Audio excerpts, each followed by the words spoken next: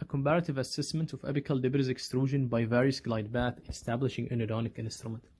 This in vitro study was published in Saudi Endodontic Journal in May 2021 by Anshida and his group from Bangalore Dental College in India.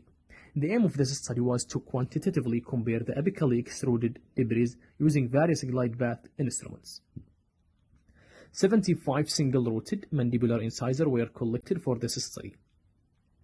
Any tooth with calcification, internal resorption, or canal curvature more than 10% were excluded, as well as any canal that were not patent.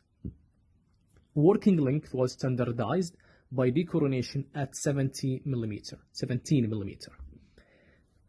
Teeth were divided into 3 groups. The first group is group number A. They used hand file size 15 to create the glide path. Group number B, they used a Pro Glider, and the group number C, they used Wave 1 Gold Glider. For the apparatus setup, they used a model was described by Meyer, and the idea of that model is to use Eppendorf that is fixed on a glass vial. And the way to calculate the extruded debris, they measure first the Eppendorf when it is empty, and then after preparation, they measure the Eppendorf that contains the debris inside it, and eventually they subtract the Eppendorf with the debris from the empty Eppendorf to calculate the amount of extruded debris.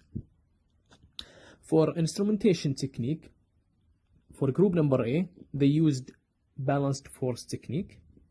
For group number B and C, they followed manufacturer instructions. For all group, the irrigant that used was only distilled water, and the volume was 1 milliliter. The teeth were kept then for 5 days for any liquid to evaporate, and then they measure the weight as I mentioned. However, for the results now, the Pro Glider shows the least amount of extruded debris, and it was significantly different than the other 2 groups. Wave 1 extruded less debris than the hand file group. However, this difference was not significant. Group 1 shows the different amount of extruded debris for each group. And now if we look to the Pro Glider, it is 0.04, and the other group it's 0.06, so it's barely 0.02 as a difference between the Pro Glider and the other group. Now this study shows this difference is significant. However, whether this difference is clinically significant or relevant, we have to conduct a clinical trial to answer that questions.